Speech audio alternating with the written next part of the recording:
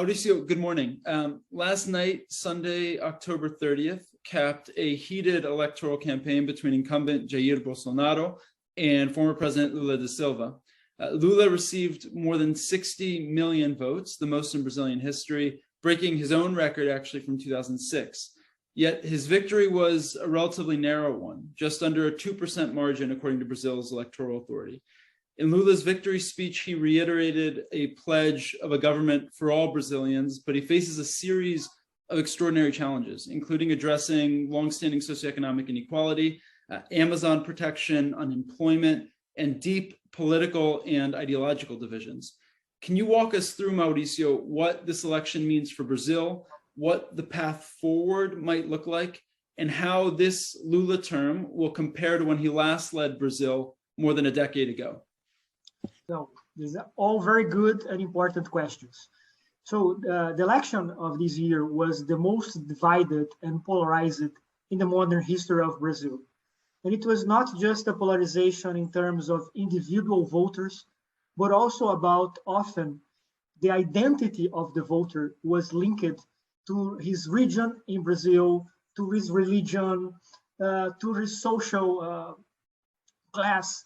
So there was this huge division that Lula won in the Northeast, in the poorest regions of Brazil, and Bolsonaro won in the center-south, in the richest areas, among the middle class, among the upper class of Brazil. So it's a social polarization, it's a polarization in terms of the geographical regions, and also in terms of religions, because Bolsonaro was very, very strong among evangelicals, Lula a bit more with the Catholics, so a very divided country right now.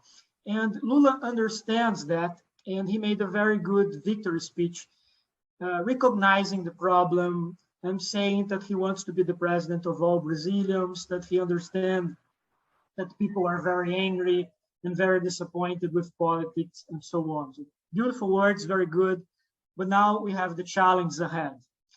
So problem number one, Lula created very high expectation among his supporters that he's going to be able to change Brazil in a quick and deep way. And there are many people in Brazil who need this fast transformation, especially people who are hungry, people who are looking for a job for many months now, people who are in a serious economic situation.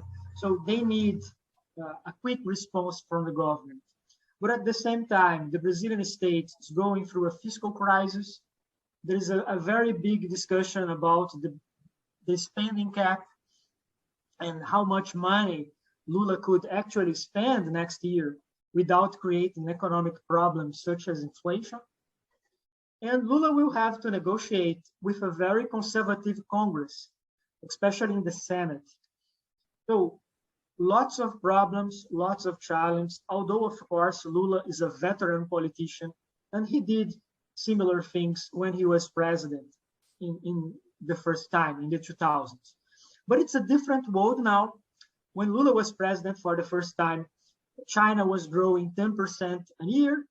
It was in the middle of a global commodity boom that greatly benefited Brazil and Latin America in general.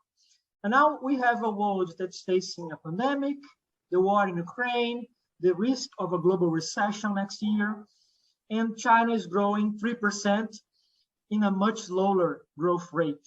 So all of this affects Brazil in a negative way. So it has to be a different foreign policy. It has to be a different economic policy. But I think that the stronger point, the big card that Lula has on his pocket, is that he can reestablish the dialogue with the United States, with the European Union, with Latin America, with the traditional diplomatic partners of Brazil that went through a very difficult moment with Bolsonaro. Almost every Brazilian partner had a difficult time creating a dialogue with Bolsonaro because of the environment, because of human rights, because of economic discussions. So I think that Lula is going to have lots of goodwill from the international community, and that this is going to be a strong point in the beginning of his new administration, bringing Brazil back to the world stage, have Brazil again with a strong discourse about climate change, about protecting the Amazon. So it's going to be easier in terms of foreign policy than it's going to be for Lula when he's discussing economic policy or the negotiations with the Brazilian Congress or with the Brazilian governors and so on. So my point is, it will be a hard challenge for Lula with all his experience, with all his veteran political campaigns of the past. And he's going to face a Brazil that today is much more conservative than it used to be in the past, and with right-wing political movements very strong, very well organized, and radicalized as well.